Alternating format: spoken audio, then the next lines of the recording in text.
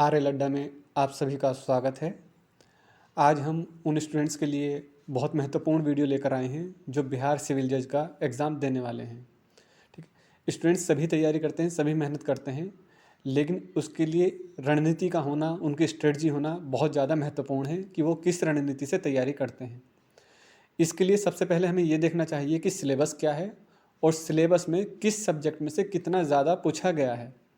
क्योंकि कोई सब्जेक्ट आप कितना पढ़ते हैं या आपका कौन सा सब्जेक्ट फेवरेट है, ये एक अलग चीज़ है, लेकिन एग्ज़ाम में किस सब्जेक्ट से कितना पूछा जा रहा है वो ज़्यादा ज़रूरी है। इसलिए इमोशनल नहीं होना चाहिए कि मेरा ये सब्जेक्ट है, मुझे यही पढ़ना है। आपको एग्ज़ाम को ध्यान में रखते हुए अपनी स्टडी करनी चाहिए। इस चीज़ के लिए हम पिछले सालों के जो एग्ज़ाम हुए हैं बिहार के सिविल जज के, उनका हमने पूरा अवलोकन किया और हमारा जो एनालिसिस है पिछले वर्षों के कई सालों के पेपर है जहाँ से हमें लगता है किस सब्जेक्ट से क्वेश्चन ज़्यादा पूछे गए हैं, तो आज हम आपको बताने वाले हैं। इसलिए इस वीडियो को ज़रूर देखें, क्योंकि 5-6 मिनट या 7 मिनट की वीडियो आपके नंबर बढ़ाने में बहुत ज़्यादा हेल्प करने वाली है। ठीक है, तो फिर स्टार्ट करते हैं। सबसे पहले जो सिविल जज का एग्ज़ाम है, इसके लिए हम आपको बता दें कि इसमें कोई भी नेगेटिव मार्किंग नहीं है, किसी भी तरह की नेगेटिव मार्किंग नहीं है।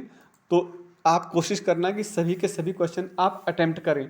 ठीक है, 150 क्वेश्चन का आपका पेपर होने वाला है। उन 150 क्वेश्चंस में जो 150 मार्क्स का होगा, उनमें किस सब्जेक्ट से कितना पूछा गया है पिछले कुछ वर्षों में, ये कुछ महत्वपूर्ण सब्जेक्ट हमने सिलेक्ट किए हैं। जैसे कोई भी स्टूडेंट जो सिविल जज की तैयारी कर रहा है, उसके लिए सबसे ज़्यादा इंपॉर्टेंट सब्जेक्ट जो हैं वो है कॉन्स्टिट्यूशन, क्योंकि पिछले कुछ वर्षों से कॉन्स्टिट्यूशन में 20 नंबर तक के क्वेश्चन पूछे गए हैं।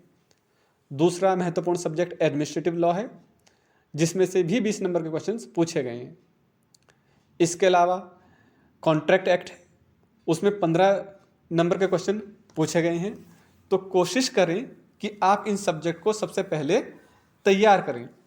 उसके बाद जो सब्जेक्ट है टोर्ट है, ये भी काफ़ी पूछा जाता है बिहार पीसीएसजे के एग्ज़ाम में।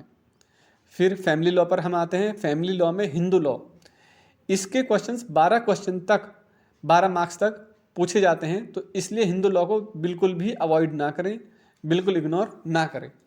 ठीक है, फैमिली लॉ का जो दूसरा सब्जेक्ट आता है मुस्लिम लॉ, वो 7 नंबर का आता है। तो अगर हम फैमिली लॉ की बात करें तो हिंदू लॉ 12 नंबर और मुस्लिम लॉ 7 नंबर, तो लगभग 19 या 20 नंबर का सिर्फ फैमिली लॉ आता है, तो उसकी तैयारी ज़रूर करें। इसके बाद आता है TPA, transfer of property act, जो 10 नंबर का अकेला पूछा जाता है।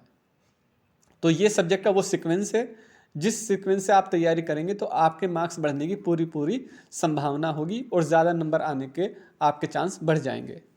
इसके बाद आपको जो सब्जेक्ट तैयार करने हैं वो ट्रस्ट एंड इक्विटी, सीआरपीसी और एविडेंस, ये तीनों सब्जेक्ट जो हैं लगभग 6 नंबर के पूछे जाते हैं। 5-6 नंबर के क्वेश्चन यहाँ से आते ही आते हैं।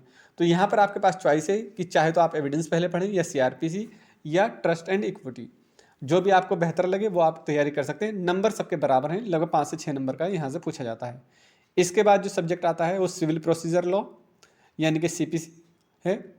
इसमें में से 5 नंबर तक के क्वेश्चन पूछे जाते हैं आपके। इसके अलावा पार्टनरशिप एक्ट बहुत छोटा सा है, लेकिन आप इसको देखेंगे कि सीपीसी और पार्टनरशिप एक्ट दोनों का वेटेज बराबर है। तो इसके लिए बेहतर होगा कि आप पहले पार्टनरशिप एक्ट तैयार करें। क्यों? क्योंकि ये एक्ट थोड़ा छोटा है, आप इसको बेहतर तरीके से पढ़ पाएंगे। इसके बाद आप सीपीसी देखें। क्यों? क्योंकि जब आपको कम पढ़कर ही उतने नंबर के मार्क्स आ रहे हैं तो आप ज़्यादा क्यों पढ़ें। तो पहले जो सब्जेक्ट आपको तैयार करना है वो पार्टनरशिप एक्ट तैयार करें, उसके बाद में सीपीसी करें। दोनों से 5 नंबर के क्वेश्चन आते हैं। इसके बाद आपको जो सब्जेक्ट तैयार करना है वो सेल ऑफ गुड्स है, नेगोशिएबल है और कंपनी लॉ है। यहाँ से भी 5 नंबर के क्वेश्चन पूछे जाते हैं। तो सीपीसी के आप करना चाहें तो साथ में कर सकते हैं। अगर किसी ने सीपीसी पढ़ रखी है तो बहुत अच्छी बात है, वो पहले सीपीसी का रिवीजन करे, उसको पढ़े। और उनके अलावा partnership act, sales of goods, negotiable instrument act और कंपनी लॉ, यहाँ से 5 नंबर के क्वेश्चन आते हैं। आप इनको तैयार ज़रूर करें। इसके अलावा जो अलग माइनर सब्जेक्ट हैं बाकी, जैसे एसआर है, स्पेसिफिक रिलीफ एक्ट है, आर्बिट्रेशन एंड कंसोलिडेशन एक्ट है, या ये दोनों जो क्वेश्चंस जो सब्जेक्ट हैं यहाँ से 3-3 नंबर के क्वेश्चन पूछे जाते हैं। और इसके अलावा जो स्मॉल कॉजेज एक्ट है, प्रोविंशियल स्मॉल कॉजेज एक्ट, यहाँ से भी 1-2 नंबर के क्वेश्चन पूछे जाते हैं। तो ये वो कोर एरिया है जहाँ से इतने नंबर के क्वेश्चन पूछे जाते हैं।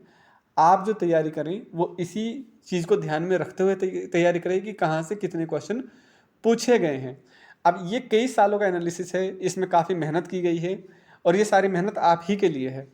ठीक है, आप इस तरीके से तैयारी कीजिए और हम सिर्फ इसमें ये चाहेंगे कि आप हमारे चैनल को सब्सक्राइब करें, शेयर करें, क्योंकि इसमें हम इस तरह की चीज़ें, आपके बहुत सारे काम की चीज़ें आपके लिए लेकर आते रहते हैं। आपके कई घंटे की मेहनत हम बचा कर दे रहे हैं, जो आपको पढ़ने में आसानी रहे। आप अपना फोकस अपनी तैयारी पर रखें।